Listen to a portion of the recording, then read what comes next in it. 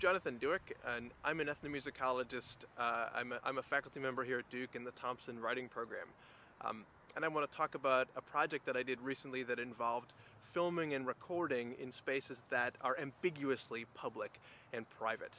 I did a project a few years ago where I went to a set of 3 churches in Western Canada, and what I was really interested in understanding in these 3 churches, they're Mennonite churches, was the way they navigated the tensions in the marketplace for Christian music that exists now. There's a big debate, it's an aesthetic debate that more or less mirrors the tensions between high and low culture that you can see in North American society more generally. Should we do popular music for worship? Should we do classical or Western art music for worship? And that's what I was interested in studying.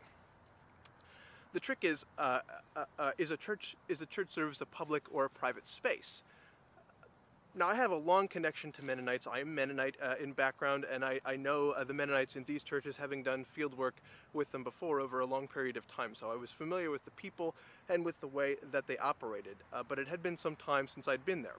So in order to set up the conditions for my work with these folks, I contacted them. I knew folks there, and I knew their authority structures. I had taken the time to do that. So I contacted the congregational chairperson or the pastor, who in each case is a sort of elected person from each of these churches. Another thing you need to know about Mennonites is that they are a voluntaristic religious group. Their history derives from the idea that you should choose to become part of a Christian community as an adult. So in that sense, all Mennonite church services are public. Anybody can choose to attend. There's something that the membership of the group is something that is open and voluntary. So you could go. One would assume, no problem. You could then film these things for public consumption. But there are still authority structures to deal with. So I contacted the folks who were in authority positions at these churches, who were affirmed as such by the congregation, and I asked them what they would be interested in me doing, what they would be comfortable with me doing. I wanted to make an audio recording, I wanted to make a video recording of the service, and I wanted to interview several people. And they said, okay.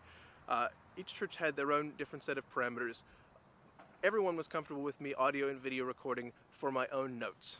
They had no problem with me taking these things and turning them into texts. They had no problem with me writing an article that might be read by, boy, flattering myself, a bunch of scholars. That would be wonderful if a bunch of scholars read it. You never know. But a real hitch came in the institutional situation in which I found myself up in Canada. When I went up there, I was a visiting fellow at the University of Alberta.